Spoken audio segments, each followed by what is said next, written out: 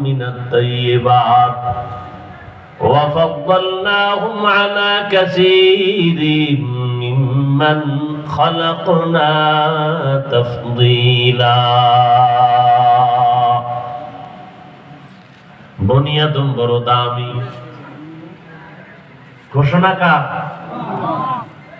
বনি আদম এত দামি, জমিনের মধ্যে আল্লাহ এত সম্মানিত দামি করে কোন প্রাণী আল্লাহ বানান নাই।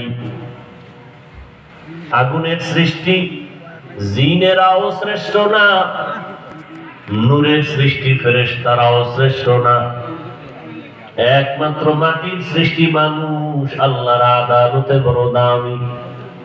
আল্লাহ বলেন, আমি এদেরকে জমিনে বিচারণ করার জন্য রাস্তার ব্যবস্থা করেছি, পানির মধ্যে চলার মতো আয়োজন করেছি। যেই লোহা পানিতে ফেলে দিলে পানির নিচে চলে যায়, মানুষ জ্ঞান খাটাইয়া ওই লোহা দিয়া স্টিমার বানাইয়া আবার পানির উপরে ভাসমান রেখে এক দেশ থেকে ভিন্ন দেশে ব্যবসার জন্য চলে যায়।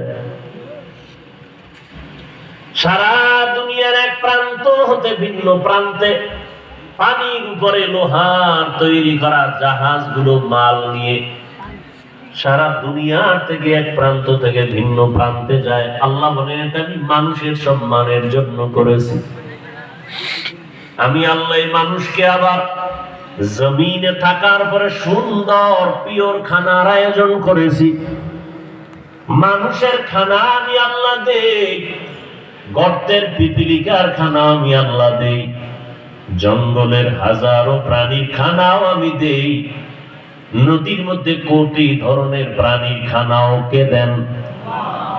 সকালবেলা একটা পাখি উড়তে থাকে, সারাটা দিন ডানা মেলে উড়ে উড়ে খোলা আকাশে ঘুরে পেট ভরে বাচ্চার খানা নিয়ে বাসায় হাজির।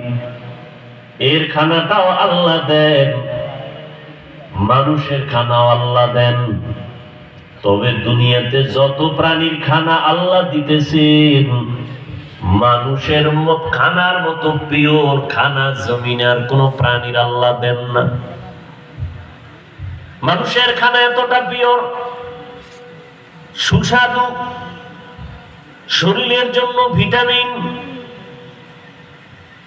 যত খানা আল্লাহ কাভার করে দিয়েছেন। বান্দা তুমি ভাত খাইবা, চাল থেকে কাভারের